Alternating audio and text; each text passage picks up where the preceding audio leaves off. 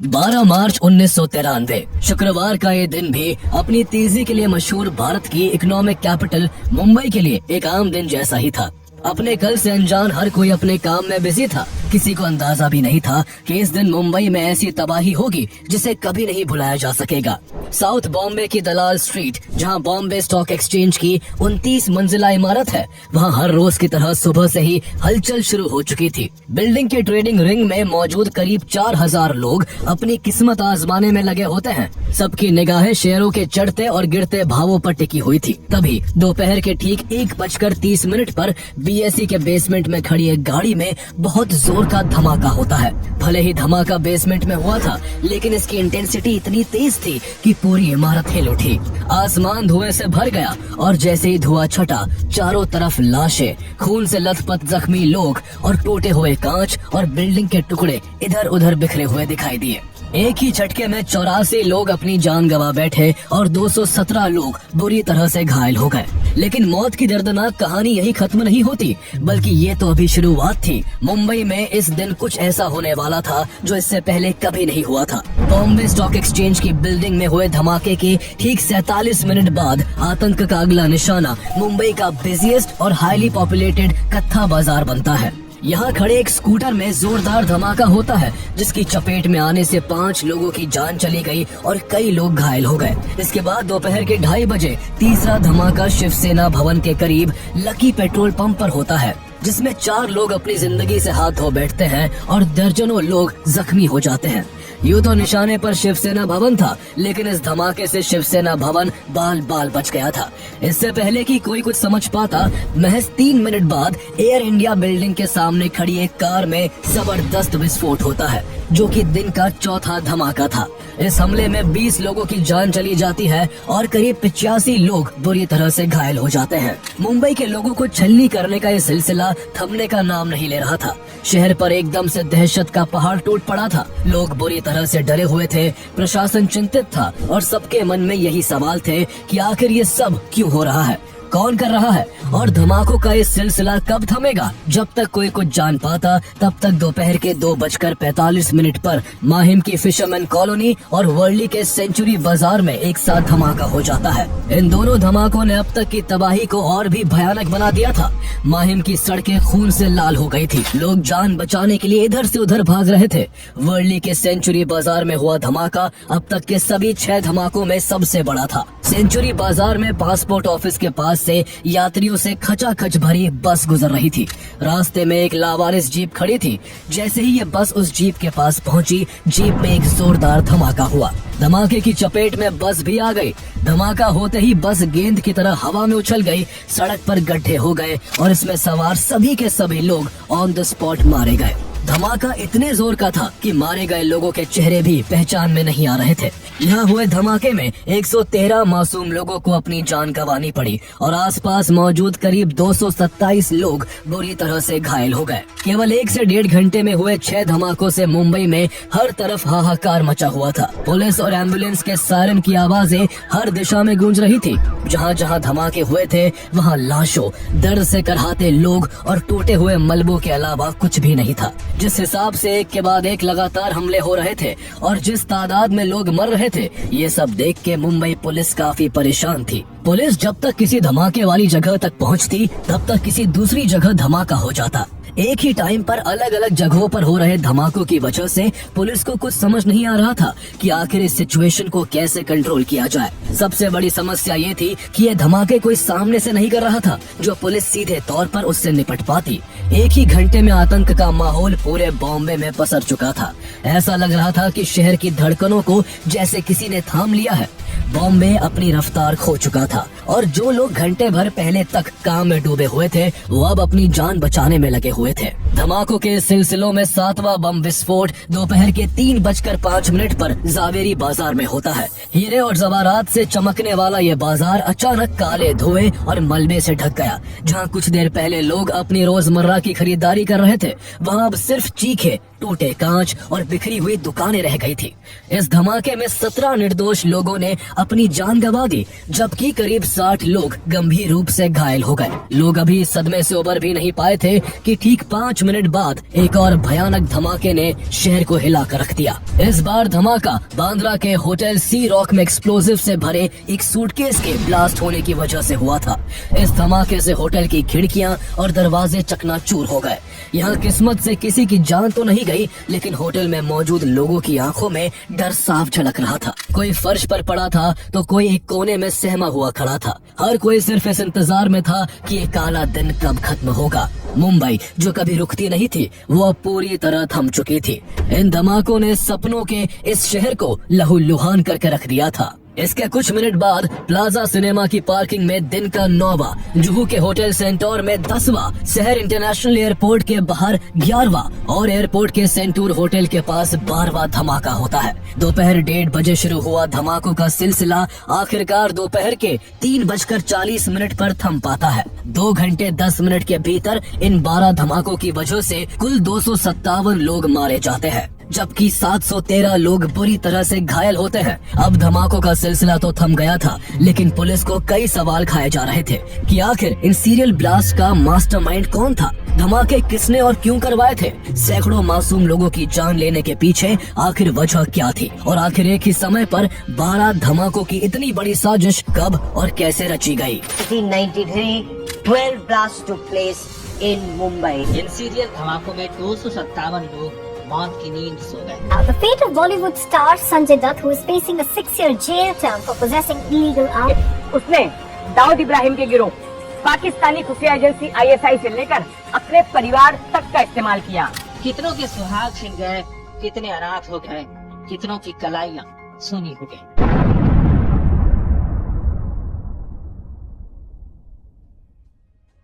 धमाकों के थम जाने के बाद इसकी जांच के लिए सरकार के आदेश पर बॉम्बे को 4 रीजन और 10 जोन में डिवाइड किया गया और हर रीजन के कमान DIG रैंक के ऑफिसर को सौंपी गई। मुंबई पुलिस की तरफ से DCP राकेश मारिया, अरूप पटनायक और कमिश्नर AS सामरा सबसे अहम भूमिका में थे। शाम तक धमाकों वाली जगहों की पुलिस तफ्तीश करती रही। 1-2 जगह को छोड़कर धमाका करने के लिए स्कूटर या कार का इस्तेमाल किया गया था। इसलिए पुलिस ने लोगों से अपील की कि कोई भी लावारिस वाहन दिखने पर उसकी खबर फौरन मुंबई पुलिस तक पहुंचाई जाए। इसके बाद 14 मार्च को पुलिस को दादर इलाके से एक लावारिस स्कूटर की खबर मिलती है। जब एंटी बॉम्ब स्क्वाड की टीम स्कूटर की जाँच करती है तो स्कूटर की डिक्की में से उन्हें 12 किलो RDX मिलता है। इसका इस्तेमाल 12 मार्च को ही धमाके के लिए किया जाना था, लेकिन किस्मत से इसमें किसी वजह से धमाका नहीं हो पाया था। हालांकि ये स्कूटर बिना नंबर प्लेट के था, इसलिए स्कूटर के मालिक का पता नहीं चल सका। कुछ घंटे बाद पुलिस को वर्ली इलाके में एक लावारिस मारुति वैन के होने की खबर मिलती है।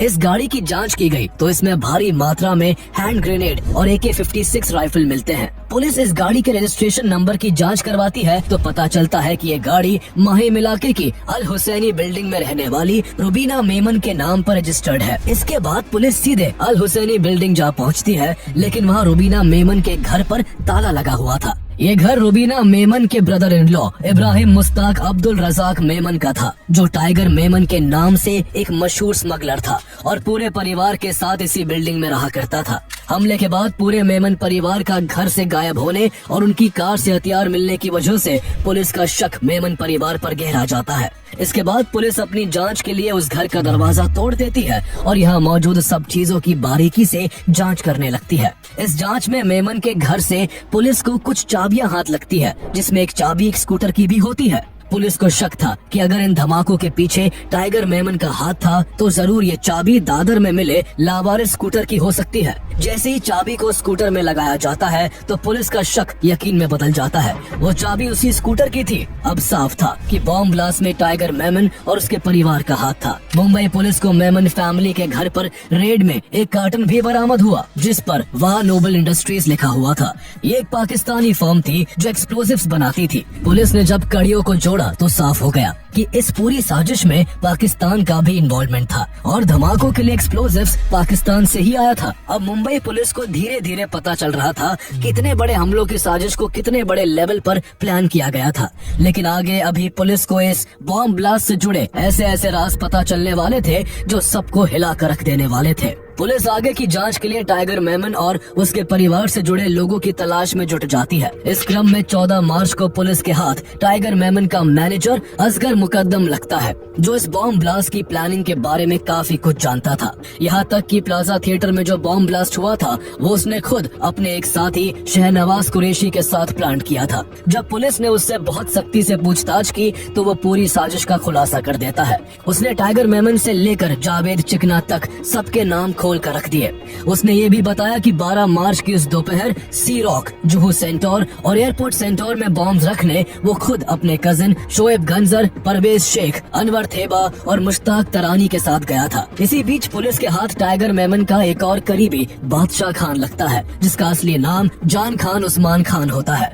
उसने मुंबई पुलिस को बताया कि वो शुरू से ही इस हमले की कोर टीम में था। उसे पाकिस्तान भेजा गया था, जहां उसने एक्सप्लोजिव्स को हैंडल करने और बॉम्ब मेकिंग की ट्रेनिंग ली थी। पाकिस्तान से लौटने के बाद टाइगर मेमन ने बिग स्प्लैश होटल में दिसंबर 1992 के अंत में एक मीटिंग रखी थी, जहां पहली बार इस हमले की साजिश तैयार की गई। बादशाह खान ने पुलिस को ये भी बताया कि सीरियल ब्लास्ट को अंजाम देने के लिए 12 से ज्यादा जगहों पर सर्वे किया गया था। उसने खुद कम से कम 6 बार अलग अलग रेकी की थी। बॉम्ब्स को अल हुसैनी बिल्डिंग में टाइगर मेमन के घर पर असेंबल किया गया था। हमले के दिन उसे ग्रेनेड अटैक करने की जिम्मेदारी दी गई थी और उसके चार्ज में वही मारुति वैन थी जो मुंबई पुलिस के हाथ लगी थी, जिसमें राइफल्स और ग्रेनेड्स भरे हुए थे। उसने बताया कि जब काम को अंजाम देने की बारी आई तो वो घबरा गया था और एक्सप्लोजिव से भरी गाड़ी को वहीं छोड़कर भाग गया था। अब तक केस से जुड़ी काफी जानकारी पुलिस के हाथ लग चुकी थी। जहां पुलिस की एक टीम इस केस से जुड़े लोगों को इंटरोगेट कर रही थी, तो वहीं पुलिस की दूसरी टीम मिल रही लीड्स को फॉलो करते हुए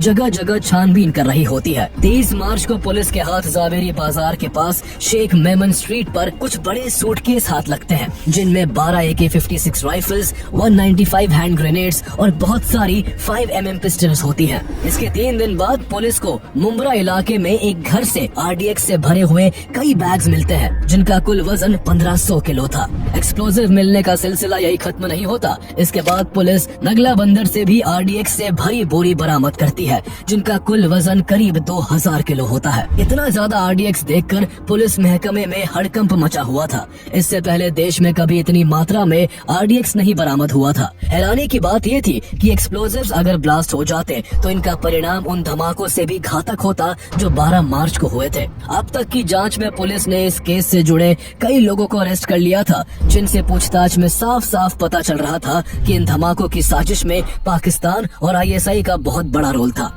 ये सब RDX पाकिस्तान से ही आए थे, लेकिन पुलिस के सामने सवाल ये था कि पाकिस्तान से मुंबई में आखिर इतनी बड़ी मात्रा में RDX कैसे पहुंचा। पुलिस इसी सवाल के जवाब को जानने के लिए कस्टम के कई ऑफिसर्स को इंटेरोगेट करने लगती है। इसी दौरान पुलिस इब्राहिम अलियास बाबा मूसा चौहान को भी अरेस्ट करती है। बाबा चौहान ने हथियारों को डिस्ट्रीब्यूट करने का काम किया था। जब उससे पूछताछ हुई तो उसने बताया कि इस साजिश में न केवल टाइगर मेमन और पाकिस्तान की ISI का इन्वॉल्वमेंट है, बल्कि गैंगस्टर दाऊद इब्राहिम, उसका भाई अनीस इब्राहिम और उसका करीबी अबू सलीम भी इस सीरियल ब्लास्ट के मुख्य जिम्मेदारों में से है। वो 2 फिल्म प्रोड्यूसर्स समीर हिंगोरा और हनीफ कड़ावाला का भी नाम पुलिस को बताता है। जब पुलिस समीर और हनीफ से पूछताछ करती है तो वो पुलिस को ताना देते हुए कहते हैं कि आप बड़े लोगों को नहीं पकड़ते क्या। पुलिस जब उनसे पूछती है कि वो किसकी बात कर रहे हैं तो वो एक नाम लेते हैं, संजू बाबा। पुलिस समझ गई थी कि बात किसकी हो रही है, लेकिन फिर भी पुलिस कंफर्म करने के लिए पूछती है, कौन संजू। वो दोनों फिर साफ साफ शब्दों में बॉलीवुड एक्टर संजय दत्त का नाम बता देते हैं। जब ये खबर बाहर आती है तो सब लोग हैरान रह जाते हैं। उस समय संजय दत्त मॉरिशस में एक फिल्म की शूटिंग कर रहे थे और इस जांच की खबर उन तक भी पहुंच गई थी। उन्होंने और उनके पिता सुनील दत्त ने पुलिस को भरोसा दिलाया कि वो हर तरह से पुलिस के साथ कोऑपरेट करेंगे। जैसे ही 19 अप्रैल को वो इंडिया वापस लौटे, उन्हें मुंबई एयरपोर्ट से पुलिस ने हिरासत में ले लिया। डीसीपी राकेश मारिया ने खुद संजय दत्त से पूछताछ की। संजय दत्त ने शुरू में केवल यही कहा कि उन्होंने कुछ भी नहीं किया है। राकेश मारिया उनके जवाब से गुस्से से भर उठे। राकेश मारिया को इस केस की जांच करते हुए 1 महीने से भी ज्यादा हो चुका था और अब उनके सब्र का बांध टूट चुका था। उन्होंने गुस्से में एक बहुत तेज चांटा संजय दत्त के गाल पर चढ़ दिया। संजय दत्त जो पहले से ही काफी डरे हुए थे, वो अब रोने लगे। इसके बाद उन्होंने राकेश मारिया को सब बता दिया। फिल्म प्रोड्यूसर्स समीर हिंगोरा और हनीफ कड़ावाला ने उनके बारे में जो जानकारी दी थी, उन्होंने वो सब कबूल कर लिया। संजय दत्त को हमले से कई दिन पहले अनीस इब्राहिम के कहने पर बहुत सारी राइफल्स, ग्रेनेड्स और पिस्टल्स भेजी गई थी, लेकिन बहुत सारे वेपन्स देखकर वो घबरा गए थे, इसलिए उन्होंने केवल कुछ ही वेपन्स अपने पास रखे और बाकी सब लौटा दिए थे। संजय दत्त से जब पूछा गया कि वो हथियार अब कहाँ है, तो उन्होंने बताया कि उन्होंने घबराकर बाद में उन वेपन्स को अपने कुछ करीबी दोस्तों से कहकर डिस्ट्रॉय करवा दिया था। इस तरह मुंबई पुलिस की इस जांच में सारे रहस्यों से पर्दा हट चुका था। इस अटैक के मास्टरमाइंड के रूप में उनके सामने टाइगर मेमन, दाऊद इब्राहिम और पाकिस्तान की इंटेलिजेंस एजेंसी ISI का नाम था। जहां पुलिस की जांच चल रही थी, उसी दौरान मुंबई में पॉलिटिकल ड्रामा भी चल रहा था। दरअसल 12 मार्च 1993 को मुंबई में जिन 12 जगहों पर बम धमाके हुए थे, वो सब हिंदू मेजोरिटी एरियाज थे। ऐसे में उस समय के महाराष्ट्र के चीफ मिनिस्टर शरद पवार को डर था कि कहीं इस वजह से कम्युनल दंगे न हो जाए, इसलिए उन्होंने ये घोषणा की कि ब्लास्ट 12 नहीं बल्कि 13 जगहों पर हुए हैं। उन्होंने इस 13वें ब्लास्ट में एक मुस्लिम डोमिनेटेड इलाके का नाम जोड़ दिया। इसके अलावा उन्होंने इन धमाकों के लिए LTTE को जिम्मेदार ठहराने की कोशिश की, लेकिन पुलिस की जांच ने सारे खुलासे कर दिए थे। पुलिस को जांच में ये भी पता चला कि क्यों 12 के 12 धमाके हिंदुओं के इलाके में ही हुए थे और कैसे टाइगर मेमन, दाऊद इब्राहिम और ISI in serial bomb blast के लिए एक हुए और कैसे इसकी पूरी प्लानिंग की गई। दरअसल 6 दिसंबर 1992 को जब अयोध्या में कार सेवकों ने बाबरी मस्जिद का विवादित ढांचा गिरा दिया, तो इससे मुस्लिम कम्युनिटी को काफी बुरा लगा। काफी मुस्लिम लोग गुस्से से भर गए और उसके बाद देश में हिंदू मुस्लिम दंगे होने लगे। दंगे की आग ने बॉम्बे को भी अपनी चपेट में ले लिया था और दिसंबर 1992 से जनवरी 1993 के दौरान शहर की गलियां खून से रंग गई। लोगों के मकान जला दिए गए और दुकानें लूट ली गई। हिंदू और मुस्लिम कम्युनिटीज के बीच गहरी दरार पड़ चुकी थी और इन दंगों में दोनों तरफ से सैकड़ों लोग मारे गए। एक दंगे के दौरान दंगाइयों ने टाइगर मेमन की तिजारत इंटरनेशनल कंपनी का ऑफिस भी आग के हवाले कर दिया। बाबरी मस्जिद के विवादित ढांचे के गिरने से टाइगर मेमन का खून वैसे ही खौला हुआ था। अपने ऑफिस को आग में जलता देख उसका गुस्सा और भी बढ़ गया। उसने तभी ठान लिया कि वो इसका बदला पूरी मुंबई को आग और धमाकों के हवाले करके लेगा। उसने इसको लेकर गैंगस्टर दाऊद इब्राहिम से कांटेक्ट किया, जो तब तक भारत छोड़कर दुबई शिफ्ट हो चुका था और एक पावरफुल अंडरवर्ल्ड फिगर बन चुका था। दाऊद भी बाबरी मस्जिद के गिराए जाने और उसके बाद हुए दंगों में मारे गए मुसलमानों का बदला लेना चाहता था। पाकिस्तान की इंटेलिजेंस एजेंसी ISI भारत की पूरी सिचुएशन को एक मौके की तरह देख रही थी। उस समय ISI का चीफ जावेद नासिर था, जो तबलीगी जमात नाम की इस्लामिक मिशनरी आउटफिट से भी जुड़ा हुआ था। उसे इंडिया को नुकसान पहुंचाने का ये सबसे अच्छा मौका लगा। इसके बाद मुलाकातों के दौर शुरू हुए। टाइगर मेमन दुबई में तौफीक जलियावाला, दाऊद के भाई अनीस इब्राहिम, मुस्तफा दोसा, ISI से जुड़े लोगों और कुछ अरब रईसों से मिला। यहाँ सबने मिलकर मुंबई को दहलाने की प्लानिंग बनाई। चूँकि मुंबई की स्मगलिंग रैकेट पर टाइगर मेमन की मजबूत पकड़ थी, इसलिए पाकिस्तान से हथियारों को मुंबई तक पहुंचाने का जिम्मा उसी को दिया गया, जबकि फंड्स और वेपन्स के अरेंजमेंट की जिम्मेदारी कराची बेस्ड ड्रग ट्रैफिकर तौफीक जलियांवाला को सौंपी गई। इसके बाद धमाके कहां करने हैं ये प्लान बनने लगा। दाऊद इब्राहिम और ISI भारत में एक ऐसा हमला करना चाहते थे जिसकी गूंज दुनिया भर में सुनाई दे, इसलिए एक ही दिन एक ही समय पर मुंबई में धमाके करने का प्लान बना, ताकि ज्यादा से ज्यादा लोग मारे जा सके और चारों तरफ केओस की स्थिति बन जाए। इतनी बड़ी साजिश को अंजाम देने के लिए पैसे का बड़े पैमाने पर लेन देन किया जाना था, इसलिए इसके लिए टाइगर ने अपने भाई याकूब मेमन को भी इस साजिश का हिस्सा बना लिया, जो प्रोफेशन से एक CA था। उसके परिवार के नाम पर बांद्रा के HSBC बैंक में 4 NRI बैंक अकाउंट्स थे, जिसका एक्सेस याकूब के पास था। इसके अलावा डेवलपमेंट कॉर्पोरेशन बैंक में मेमन की कंपनी तिजारत इंटरनेशनल के बैंक अकाउंट भी थे, जिनमें उसके बाद काफी पैसों की लेन देन की गई। इसके बाद ISI ने जनवरी 1993 में पाकिस्तान से RDX, राइफल्स और ग्रेनेड को भारत पहुंचाना शुरू किया। इस क्रम में पहला कंसाइनमेंट गुजरात पहुंचता है, जिसे मुंबई तक पहुंचाने की जिम्मेदारी अंडरवर्ल्ड से ही जुड़े अबू सलीम को दी जाती है। इसके बाद हथियारों के अगले 2 कंसाइनमेंट 2 फरवरी से 8 फरवरी के बीच भारत पहुंचाए जाते हैं। कंसाइनमेंट्स महाराष्ट्र के रायगढ़ शेखाड़ी कोस्ट पर उतारे जाते हैं, जिन्हें रायगढ़ से मुंबई तक लाने के लिए इस बार टाइगर मेमन खुद जाता है। स्मगलिंग के धंधे के कारण उसकी पहले ही यहाँ के कस्टम अधिकारियों से जान पहचान थी, इसलिए वो उन्हें और रिश्वत देकर आसानी से सभी arms, ammunitions, detonators, hand grenades और RDX को गाड़ियों में भरकर मुंबई तक ले आता है। इसके बाद वो इन हथियारों को अलग अलग जगहों पर छुपा देता है। भारी मात्रा में हथियारों को भारत लाने के बाद टाइगर मेमन इस हमले को अंजाम देने के लिए अपने 19 भरोसेमंद लोगों की एक टीम बनाता है और उन्हें 3 हिस्सों में फरवरी 1993 में ट्रेनिंग के लिए पाकिस्तान भेजता है। सभी लोगों को पहले दुबई पहुंचाया जाता है, फिर वहां से सभी पाकिस्तान के कराची पहुंचते हैं।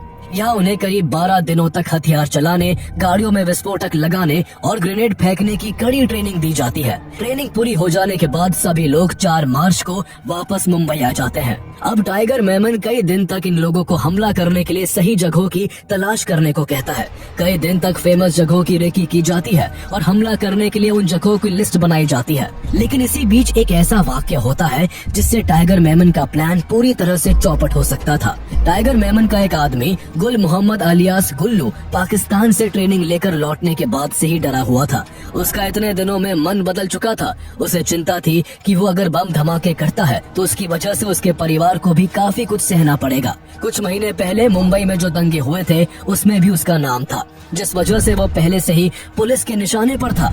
इसलिए वो डरकर 9 मार्च को मुंबई पुलिस के सामने खुद सरेंडर कर देता है।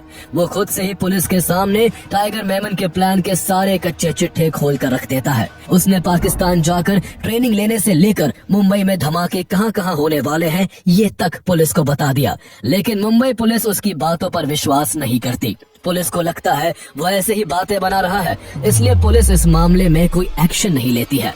इधर जब गुल मोहम्मद के अरेस्ट होने की खबर टाइगर मेमन को पता चली तो वो काफी परेशान हो गया। पहले वो इस हमले को छत्रपति शिवाजी महाराज की जयंती के मौके पर अप्रैल 1993 में करने वाला था, क्योंकि इस दिन हिंदू इलाकों में ज्यादा से ज्यादा भीड़ होती, जिस वजह से ज्यादा जाने जाती। लेकिन जयंती में पूरे 1 महीने का समय था और ऐसे में उसे डर था कि अगर उसने धमाके करने में 1 महीने का इंतजार किया तो पुलिस उस तक पहुंच सकती है। गुल मोहम्मद की गिरफ्तारी से घबराया टाइगर मेमन जल्द ही अपने पूरे परिवार को दुबई भेज देता है। इसके बाद वो अपने घर में अपने सहयोगियों की एक मीटिंग बुलाता है, जहां मुंबई को दहलाने के लिए 12 मार्च की तारीख तय होती है। अब उन्हें सारी तैयारी जल्दी से जल्दी करनी थी, क्योंकि उनके पास केवल 1 दिन का समय था। उसके सभी साथी छुपा कर रखे RDX, ग्रेनेड और राइफल को कलेक्ट करके टाइगर मेमन के घर की गैराज में पहुंचाते हैं। फिर वेपन और एक्सप्लोजिव को स्कूटर, वैन और सूटकेस में फिक्स किया जाता है। 12 मार्च की सुबह सभी गाड़ियों को अलग अलग जगह पार्क कर दिया जाता है। इसके बाद 12 मार्च 1993 की दोपहर अलग अलग जगहों पर बम ब्लास्ट होने लगते हैं। महज 2 घंटे 10 मिनट में मुंबई 12 जोरदार धमाकों से दहल उठता है। पुलिस का गुल मोहम्मद की बातों पर विश्वास न करना मुंबई के लोगों को बहुत भारी पड़ता है और इस हमले में 257 लोग अपनी जान गंवा बैठते हैं। लेकिन टाइगर मेमन, दाऊद इब्राहिम और ISI का प्लान केवल यही तक सीमित नहीं था। ISI ने सिर्फ टारगेट लिस्ट बनाने, एक्सप्लोजिव्स, फाइनेंसेस और ट्रेनिंग देने तक ही मदद नहीं की थी, बल्कि इससे भी खतरनाक फेज 2 को अंजाम देने की तैयारी थी। इस फेज के तहत सभी गैंगस्टर्स को बम धमाकों के बाद राइफल्स और हैंड ग्रेनेड लेकर महाराष्ट्र गवर्नमेंट के एडमिनिस्ट्रेटिव हेडक्वार्टर्स, मंत्रालय, शिवसेना भवन और BMC बिल्डिंग जैसी जगहों में घुसकर गवर्नमेंट ऑफिशियल्स और बड़े बड़े नेताओं को मारना था। ISI ने दाऊद की D कंपनी के स्मगलिंग नेटवर्क का इस्तेमाल करते हुए भारी मात्रा में rifles, 40,000 rounds of ammunition and 450 hand grenades Bharat पहुंचाए थे। लेकिन ये फेज तब फेल हो गया जब वेपन्स ट्रेनिंग ले चुके टाइगर मेमन के गुंडे बम धमाकों के बाद घबरा गए और पकड़े जाने के डर से उनमें से कई शहर छोड़कर भाग गए। मुंबई पुलिस ने जी तोड़ मेहनत के बाद इस हमले के लिए जिम्मेदार लोगों का पता लगा लिया था। इसलिए 4 नवंबर 1993 को मुंबई पुलिस ने 10,000 पेजेस की प्राइमरी चार्जशीट फाइल की, जिसमें 189 लोग अक्यूज थे। 15 दिन बाद इस हमले की और अच्छे से जांच के लिए इस केस को CBI को ट्रांसफर कर दिया गया। करीब 1.5 साल की CBI इन्वेस्टिगेशन के बाद अप्रैल 1995 में terrorist and disruptive act TADA court ने इस केस की सुनवाई करते हुए 26 अक्यूज को निर्दोष मानते हुए हुए इस केस से डिस्चार्ज कर दिया। इस दौरान 100 से ज्यादा लोग अरेस्ट किए जा चुके थे। टाइगर मेमन के छोटे भाई याकूब मेमन को भी 1994 में पुलिस ने काठमांडू एयरपोर्ट से अरेस्ट कर लिया था, जो हमले के वक्त दुबई और फिर पाकिस्तान में छिपकर बैठा हुआ था। इसके बाद अबू सलीम को भी पकड़ लिया गया, जो पुर्तगाल की जेल में बंद था। पुर्तगाल की सरकार ने उसे 2005 में इस कंडीशन पर इंडिया को सौंपा था कि उसे कभी फांसी की सजा ना दी जाए। इस तरह इस अटैक के जिम्मेदार कई लोग तो पकड़ लिए गए थे, लेकिन इस हमले के सबसे बड़े दोषी टाइगर मेमन और दाऊद इब्राहिम बहुत कोशिशों के बाद भी पुलिस के हाथ नहीं लग सके। जहां टाइगर मेमन ने खुद को विदेश के किसी कोने में छिपा लिया, तो वहीं दाऊद इब्राहिम अपने साथियों के साथ मुंबई अटैक के तुरंत बाद दुबई से पाकिस्तान भाग आया और पाकिस्तान ने उसे भारत से बचाने में भरपूर मदद की। इसके बाद कोर्ट में कई सालों तक इस केस का ट्रायल चलता रहा और सितंबर 2006 में टाडा कोर्ट ने अपना फैसला सुनाया। टाडा कोर्ट जज प्रमोद कोडे ने 100 आरोपियों को दोषी ठहराया। इन 100 दोषियों में से 99 को सजा सुनाई गई, जबकि एक आरोपी को probation of offenders act POA के तहत रिहा कर दिया गया। कोर्ट ने 11 लोगों को डेथ पेनल्टी दी थी, जिसमें याकूब मेमन का भी नाम था। कोर्ट ने उसे इस हमले के मेन कॉन्स्पिरेटर में से एक माना था। याकूब मेमन समेत 11 के 11 लोगों ने टाडा के डेथ पेनल्टी के फैसले को सुप्रीम कोर्ट में चैलेंज किया। सुप्रीम कोर्ट ने याकूब मेमन का डेथ सेंटेंस बरकरार रखा, जबकि बाकी के 10 की डेथ पेनल्टी को लाइफ इम्प्रिजनमेंट में बदल दिया। इस तरह याकूब मेमन को फांसी होनी थी, जबकि टोटल 20 लोगों को उम्र कैद की सजा मिलनी थी। बाकी मुजरिमों को 2 साल की जेल से लेकर 14 साल की कैद की सजा दी गई। संजय दत्त को भी अपने घर में इलीगल वेपन्स रखने के जुर्म में 5 साल की सजा सुनाई गई। संजय दत्त का जो केरसी आदाजीनिया नाम का दोस्त था, जिसने उनके वेपन्स को उनके कहने पर डिस्ट्रॉय किया था, उन्हें भी 2 साल की सजा सुनाई गई। हालांकि इसे बाद में 1 साल कर दिया गया। कोर्ट ने कस्टम ऑफिसर्स RK सिंह, जयवंत गौरव, मोहम्मद सुल्तान सैयद और सुधान्वा तलवेदकर को भी सजा सुनाई। साथ ही मुंबई पुलिस के विजय पाटिल, अशोक नारायण मुनेश्वर, PM महादिक, रमेश माली और SY पालिशकर को भी इस मामले में दोषी मानते हुए सजा सुनाई गई। इन सब पर एक्सप्लोजिव को भारत तक लाने और इसे महीने तक छिपा कर रखने में गैंगस्टर्स की मदद करने का आरोप था। याकूब मेमन ने अपनी फांसी रुकवाने की काफी कोशिश की। उसने प्रेसिडेंट प्रणब मुखर्जी के पास भी अपनी जान बख्शने की गुहार लगाई, लेकिन कोई फायदा नहीं हो सका और प्रणब मुखर्जी ने याकूब की मर्सी पिटीशन को रिजेक्ट कर दिया।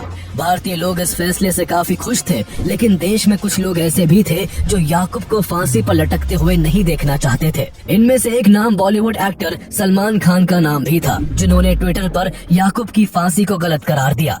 इसके बाद अलग अलग फील्ड के 40 पॉपुलर लोगों ने प्रेसिडेंट के पास कॉमन लेटर लिखकर याकूब की फांसी को रोकने की अपील की, लेकिन इस बार भी प्रणब मुखर्जी ने इस पर गौर नहीं किया। जिसके बाद याकूब मेमन को 30 जुलाई 2015 को सुबह 6:35 पर नागपुर सेंट्रल जेल में फांसी दे दी गई। संयोग से याकूब मेमन का उस दिन जन्मदिन भी था। उसका जन्मदिन ही उसकी जिंदगी का आखिरी दिन बन गया। इस तरह याकूब मेमन को जरूर फांसी दी गई, लेकिन इस हमले के मास्टरमाइंड टाइगर मेमन और दाऊद इब्राहिम समेत 27 लोग अब भी पुलिस की पकड़ से बाहर खुली हवा में सांस ले रहे हैं।